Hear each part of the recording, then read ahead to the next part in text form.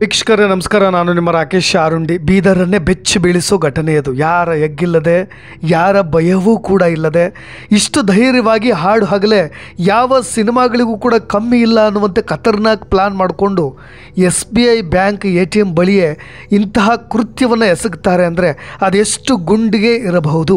ಬರೋಬ್ಬರಿ 95 ಲಕ್ಷಕ್ಕೂ ಅಧಿಕ ಹಣ ಲೂಟಿ ಮಾಡಿ ಈಗ ದರೋಡೆಕೋರರು ಪರಾರಿಯಾಗಿಬಿಟ್ಟಿದ್ದಾರೆ. ಇಷ್ಟಕ್ಕೆ ಸುಮ್ಮನಾಗಿದ್ದರೆ ನಾವು ಕೂಡ ನಿಟ್ಟುಸಿರು ಬಿಡಬಹುದಿತ್ತು. ಆದರೆ ವೀಕ್ಷಕರೇ, ಇನ್ನು ಈ ದುಷ್ಕರ್ಮಿಗಳು ATMಗೆ ಹಣ ತುಂಬಲು ಬಂದಿದ್ದಂಥ ಅಮಾಯಕ ಸಿಬ್ಬಂದಿಗಳ ಮೇಲೂ ಕೂಡ ತುಪಾಕಿಯಿಂದ ಸಿಡಿ ಗುಂಡುಗಳನ್ನೇ ಹಾರಿಸಿ ಅವರ ನೆತ್ತರನ್ನೇ ಹರಿಸಿಬಿಟ್ಟಿದ್ದಾರೆ. ಈ ಘಟನೆ ಎಲ್ಲಾಯಿತು, ಯಾರು ಈ ಖತರ್ನಾಕ್ ದರೋಡೆಕೋರರು, ಎಲ್ಲಿಗೆ ಹೋದರು, ಏನಾಯಿತು ಅನ್ನೋ ಒಂದಿಷ್ಟು ವಿವರಗಳನ್ನು ನೋಡ್ತಾ ಹೋಗೋಣ. ಇಂದಿನ ಕಾಲಘಟ್ಟದಲ್ಲಿ ಎಂತಹ ಕೇಸ್ಗಳನ್ನಾದರೂ ಪೊಲೀಸ್ನವರು ಭೇದಿಸ್ಬಿಡ್ತಾರೆ. ಅಷ್ಟು ಸುಲಭವಾಗಿ ಪರಾರಿಯಾಗಲಿಕ್ಕೆ ಆಗೋದಿಲ್ಲ. ತಂತ್ರಜ್ಞಾನ ಯುಗ ಹೌದು. ಜೊತೆಗೆ ಪಟ್ಟಣ, city, art of the city ಅನ್ನೋ ಜಾಗದಲ್ಲಿ CCTV ಕ್ಯಾಮ್ರಾಗಳಿರುತ್ತೆ, ಎಲ್ಲವೂ ಕೂಡ ಇರುತ್ತೆ. ಆದರೆ ಯಾವುದೇ ನಿರ್ಭೀತಿಯಿಂದ ಇಷ್ಟು ಧೈರ್ಯವಾಗಿ ಈ ಥರದ ಕೃತ್ಯಗಳನ್ನು ಮಾಡ್ತಾರೆ, ಈ ಥರದ ಘಟನೆಗಳಲ್ಲಿ ಭಾಗಿಯಾಗ್ತಾರೆ ಅಂದರೆ ಅದು ಯಾವ ಧೈರ್ಯವೋ ಅಥವಾ ಹುಚ್ಚುತನವೋ ಅಥವಾ ಭಂಡ ಧೈರ್ಯವೋ ಗೊತ್ತಾಗಲಿಕ್ಕಿಲ್ಲ. ಅಂತಹದ್ದೊಂದು ಘಟನೆ ನಡೆದಿದ್ದು ಬೀದರ್ನ ಜಿಲ್ಲಾಧಿಕಾರಿ ಕಚೇರಿ ಪಕ್ಕದಲ್ಲೇ ಇರತಕ್ಕಂಥ SBI ಬ್ಯಾಂಕ್ನ ಎದುರು. ಬೆಳಗ್ಗೆ 11 ಗಂಟೆ ಸುಮಾರಿಗೆ ಇಂತಹದ್ದೊಂದು ಘಟನೆಗೆ ಬೀದರ್ ಅಕ್ಷರಶಃ ನಲಿಗೆ ಹೋಗಿಬಿಟ್ಟಿದೆ. ಬ್ಯಾಂಕ್ ಸಿಬ್ಬಂದಿಗಳು ಕೂಡ ಶಾಕ್ಗೆ ಒಳಗಾಗಿಬಿಟ್ಟಿದ್ದಾರೆ. ಈಗಾಗಲೇ CCTV ದೃಶ್ಯಗಳು ಮಾಧ್ಯಮಗಳಲ್ಲಿ ವೈರಲ್ ಆಗ್ತಾ ಇವೆ.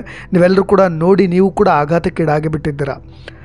ಈ ಬ್ಯಾಂಕ್ SBI ಬ್ಯಾಂಕ್ ಇದೆಯಲ್ಲ, ಅದು ಶಿವಾಜಿ ಚೌಕ್ನಲ್ಲಿದೆ. ಅಂದರೆ ಸರ್ಕಾರಿ ಕಚೇರಿಗಳ ಹೃದಯ ಭಾಗದಲ್ಲಿದೆ. DC ಕಚೇರಿಗೆ ಮತ್ತು ಜಿಲ್ಲಾ ನ್ಯಾಯಾಲಯಕ್ಕೆ ಪ್ರತಿನಿತ್ಯ ಸಾವಿರಾರು ಜನ ಬರ್ತಾನೆ ಇರ್ತಾರೆ. ಇನ್ನೊಂದು ಕಡೆ ಭದ್ರತೆಗಾಗಿ ಪೊಲೀಸರು ರಸ್ತೆಗಳಲ್ಲಿ ಗಸ್ತು ತಿರುಗ್ತಾನೆ ಇರ್ತಾರೆ. ಎಲ್ಲ ಕಡೆ CCTV ಕ್ಯಾಮ್ರಾಗಳಂತೂ ಇದ್ದೇ ಇರುತ್ತೆ. ಆದರೆ ಇದು ಯಾವುದೇ ಭಯ ಇಲ್ಲದೆ ಬೈಕ್ನಲ್ಲಿ ಜಾಕೆಟ್ ಹಾಕ್ಕೊಂಡು ಫುಲ್ ಹೆಲ್ಮೆಟ್ನಲ್ಲಿ ಜೇಬಲ್ಲಿ ಶಸ್ತ್ರಾಸ್ತ್ರಗಳ ಸಮೇತ ಆಗಂತುಕರು ಬಂದು ಎಲ್ಲ ಪ್ರಿಪೇರ್ ಮಾಡಿಕೊಂಡೇ ಆ ಹಣವನ್ನು ಲೂಟಿ ಮಾಡಲಿಕ್ಕೆ, ದರೋಡೆ ಮಾಡಲಿಕ್ಕೆ ಅಂತ ಬಂದಿದ್ದರು. ಆರಂಭದಲ್ಲಿ ATMಗೆ ಹಣ ಹಾಕೋ ಈ PCSC ಏಜೆನ್ಸಿಯ ಸಿಬ್ಬಂದಿಯನ್ನು ಈ ಇಬ್ಬರು ದರೋಡೆಕೋರರು ಫಾಲೋ ಮಾಡ್ತಾನೇ ಬಂದಿದ್ದಾರೆ. ಈ ವಾಹನ ಎಲ್ಲಿಂದ ಬರ್ತಾ ಇದೆಯೋ ಅಲ್ಲಿಂದಲೂ ಕೂಡ ಬೈಕ್ನಲ್ಲಿ ಫಾಲೋ ಮಾಡಿಕೊಂಡೇ ಬಂದಿದ್ದಾರೆ. ಆ ಬೈಕ್ ಎಲ್ಲೆಲ್ಲಿ ಫಾಲೋ ಆಗಿದೆಯೋ ಅಲ್ಲೆಲ್ಲವೂ ಕೂಡ CCTV ಕ್ಯಾಮ್ರಾಗಳಿರುತ್ತೆ ಅನ್ನೋ ಕಿಂಚಿತ್ತೂ ಭಯ ಇಲ್ಲ. ಅಂದರೆ ಇಷ್ಟೆಲ್ಲ ಪ್ಲ್ಯಾನ್ ಮಾಡಿದ್ದಾರೆ ಅಂದರೆ ಅವರು ಆ ನಂಬರ್ ಪ್ಲೇಟ್ಗೂ ಕೂಡ ಬೇರೆಯದ್ದೇ ಪ್ಲ್ಯಾನ್ ಮಾಡ್ಕೊಂಡಿರ್ತಾರೆ ಬಿಡಿ. ಆ ವಾಹನ ATMಗೆ ಹಣ ತುಂಬತಕ್ಕಂತಹ PCSC ಏಜೆನ್ಸಿಯ ಸಿಬ್ಬಂದಿಗಳು ಯಾವಾಗ ಈ ಶಿವಾಜಿ ಚೌಕ್ನಲ್ಲಿರ್ತಕ್ಕಂಥ SBI ಬ್ಯಾಂಕ್ ಮುಂದೆ ನಿಲ್ಲಿಸ್ತಾರೋ ಆಗ ಹಿಂದೆ ಅವ್ರ ಬೈಕನ್ನು ಕೂಡ ನಿಲ್ಲಿಸ್ಬಿಡ್ತಾರೆ. ಗಿರಿ ವೆಂಕಟೇಶ್ ಮತ್ತು ಶಿವಕುಮಾರ್ ಹಣ ತುಂಬಿದಂಥ ವಾಹನವನ್ನು ನಿಲ್ಲಿಸಿ ಹಣದ ಟ್ರಂಕನ್ನು ತೆಗೆದುಕೊಂಡು SBI ATMಗೆ ಹಣ ತುಂಬಲಿಕ್ಕೆ ಅಂತ ಹೋಗ್ತಾರೆ. ಆಗ ಈ ಇಬ್ಬರು ದರೋಡೆಕೋರರು ದುರುಡ್ರು ಬೈಕನ್ನು ನಿಲ್ಲಿಸಿ ಆ ಟ್ರಂಕನ್ನು ಕಸಿದುಕೊಳ್ಳಿಕ್ಕೆ ಮುಂದಾಗ್ತಾರೆ.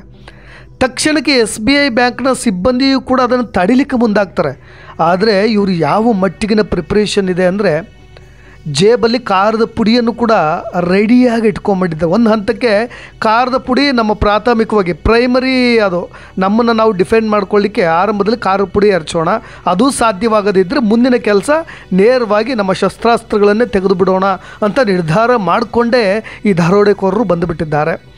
ಸಿಬ್ಬಂದಿಗಳು ತಡೀಲಿಕ್ಕೆ ಬಂದಾಗ ಅವ್ರಿಗೆ ಖಾರದ ಪುಡಿಯನ್ನು ಎರಚ್ತಾರೆ.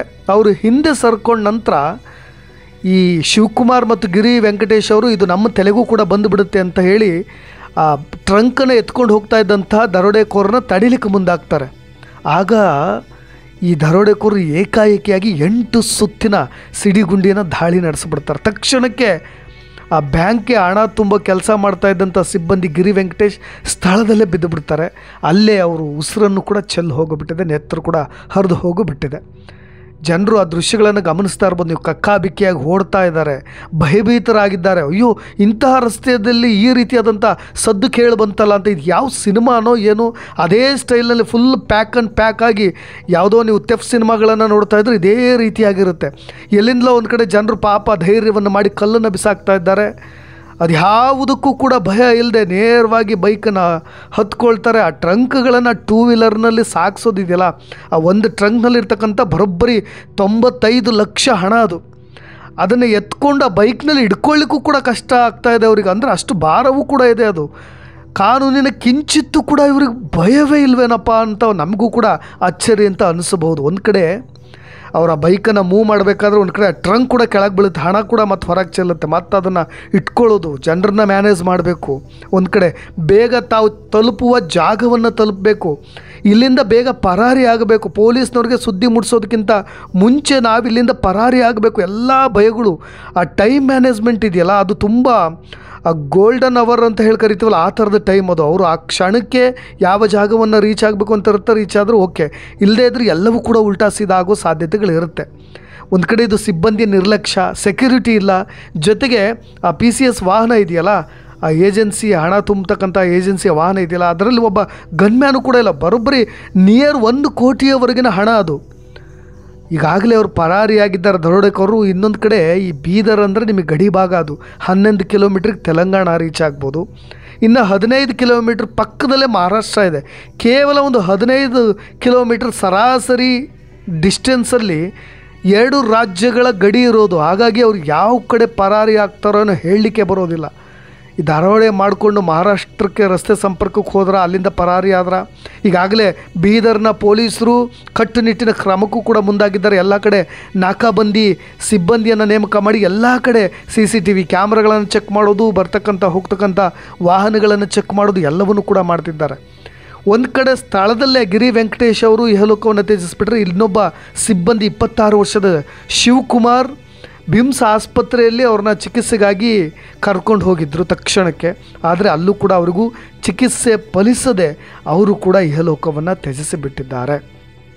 ವೀಕ್ಷಕರೇ, ಪ್ರತ್ಯಕ್ಷದರ್ಶಿಗಳು ಅಲ್ಲಿದ್ದಂಥ ಈ ಘಟನೆ ನಡೆದಾಗ ಇದ್ದಂಥ ಪ್ರತ್ಯಕ್ಷದರ್ಶಿಗಳು ಹೇಳ್ತಾಯಿದ್ರು, ATMನಲ್ಲಿ ಕ್ಯಾಶ್ ಹಾಕ್ಲಿಕ್ಕೆ ಅಂತ ಮುಂದಾದರು. ಒಬ್ಬ ಸೆಕ್ಯೂರಿಟಿ ಗಾರ್ಡ್ ಇರಲಿಲ್ಲ ಅಲ್ಲಿ ATMಗೆ ಸೆಕ್ಯೂರಿಟಿ ಗಾರ್ಡ್ ಇದ್ದಿದ್ರೆ ಅವನ ಕೈಯಲ್ಲಿ ಒಂದು ಬಂದೂಕು ಇರ್ತಿತ್ತು, ಏನಾದರೂ ಆಗ್ತಿತ್ತು. ಕಣ್ಣಿಗೆ ಕಾರದ ಪುಡಿಯನ್ನು ಹಾಕಿಬಿಟ್ರು, ಡ್ರೈವರ್ ಮೇಲೂ ಕೂಡ ತುಪಾಕಿಯಿಂದ ಸಿಡಿಗುಂಡುಗಳನ್ನು ಹಾರಿಸಿಬಿಟ್ರು. ಹಾಗಾಗಿ ಯಾರು ಕೂಡ ಮೂಕ ಪ್ರೇಕ್ಷಕರಂತೆ ಎಲ್ಲರೂ ನಿಂತು ನೋಡೋ ಕೆಲಸವಾಗಿಬಿಡ್ತು ಅಂತ. ಇತ್ತ ಈ ಗಿರಿ ವೆಂಕಟೇಶ್ ಸ್ಥಳದಲ್ಲೇ ಉಸಿರನ್ನು ಚೆಲ್ಲಿದಂಥ ಗಿರಿ ವೆಂಕಟೇಶ್ ಏಜೆನ್ಸಿಯಲ್ಲಿ ಕೆಲಸ ಮಾಡ್ತಿದ್ರಂತೆ. ಬ್ಯಾಂಕ್ನವ್ರು ಕ್ಯಾಶ್ ಕೊಟ್ಟರೆ ಅದನ್ನು ದುಡ್ಡು ಹಾಕೋದು. ಅವ್ರ ಊರು ಈ ಬಿಂಬಳಖೇಡ ಊರಿನವರು. ಅವರು ಪ್ರಾಪರ್ ಬಂದುಬಿಟ್ಟು ಇನ್ನೂ ಕೂಡ ಮ್ಯಾರೇಜ್ ಆಗಿಲ್ಲ, 18,000 ರೂಪಾಯಿ ಸಂಬಳ ಬರ್ತಿತ್ತು. ಪುಟ್ಟ ಸಂಬಳಕ್ಕೆ ಕೆಲಸ ಮಾಡ್ತಿದ್ರು. ಆದರೂ ಕೂಡ ಕೊನೆಯ ಕ್ಷಣದಲ್ಲಿ ನಿಯತ್ತಿಂದ ಅವ್ರನ್ನ ಎದುರಿಸ್ಬೇಕು ಅಂತ ಮುಂದಾದರು. ಆದರೆ ಈಗ ಅವ್ರ ಪ್ರಾಣ ಪಕ್ಷಿ ಹಾರಿ ಹೋಗಿಬಿಡ್ತು. ಕೊನೆಯದಾಗಿ ನಮಗೆಲ್ರಿಗೂ ಕೂಡ ಕಾಡೋದು ಏನಾಗಬಹುದು, ಇಷ್ಟು ಧೈರ್ಯವನ್ನು ಮಾಡಿದಂಥವ್ರಿಗೆ ಇನ್ನು ಯಾರ್ಯಾರ ಕುಮ್ಮಕ್ಕಿರ್ಬೋದು, ಅವರ ನೆಟ್ವರ್ಕ್ ಹೇಗಿದೆ, ಈ ಹಣವನ್ನು ಅದು ಹೇಗೆ ಅವರು ಟ್ರಾನ್ಸಾಕ್ಷನ್ ಕೂಡ ಮಾಡ್ಬೋದು, ಅದು ಹೇಗೆ ತಲುಪಿಸ್ಬೋದು, ಅದೆಲ್ಲವೂ ಕೂಡ ಇನ್ನೂ ಕೂಡ ನಿಗೂಢವಾಗಿದೆ. ಖಂಡಿತವಾಗಿಯೂ 2 ಜೀವಗಳು ಇವತ್ತು ಬಲಿ ತೆತ್ತಿವೆ. ಆದರೆ ಅವ್ರನ್ನ ಖಂಡಿತವಾಗಿಯೂ ಪೊಲೀಸ್ನವರು ಅವ್ರನ್ನ ಹಿಡಿಯೋ ಕೆಲಸವನ್ನು ಮಾಡಲಿ ಅಂತ ಹೇಳ್ತಾ, ಆದರೆ ಸದ್ಯದ ಈ ಸ್ಥಿತಿಗತಿಗಳು, ವಾತಾವರಣಗಳು, ಹಣದ ಮೇಲಿನ ವ್ಯಾಮೋಹ, ಮನುಷ್ಯರ ಪ್ರಾಣಕ್ಕಿಲ್ಲದಂತಹ ಬೆಲೆ ಎಲ್ಲವೂ ಕೂಡ ಈ ನೈತಿಕ ಮೌಲ್ಯಗಳನ್ನೇ ಕಳೆದುಕೊಂಡಿರ್ತಕ್ಕಂಥ ಜನರು ಯಾವ ರೀತಿಯಾದಂಥ ಕ್ರೂರ ಮೃಗಗಳಂತೆ ವರ್ತಿಸ್ತಾ ಇದ್ದಾರೆ ಅನ್ನೋದಕ್ಕೆ ಈ ಘಟನೆ ಸಾಕ್ಷಿಯಾಗಿ ನಿಲ್ಲುತ್ತೆ. ನಿಮ್ಮ ಅಭಿಪ್ರಾಯ ಕೂಡ ಇಂಪಾರ್ಟೆಂಟ್ ಆಗುತ್ತೆ. ದಯವಿಟ್ಟು ಕಮೆಂಟ್ ಮಾಡಿ ಅಂತ ಹೇಳ್ತಾ ಇನ್ನಷ್ಟು ಸುದ್ದಿಗಳೊಂದಿಗೆ ಮತ್ತೆ ಬರ್ತೀನಿ. ಧನ್ಯವಾದ.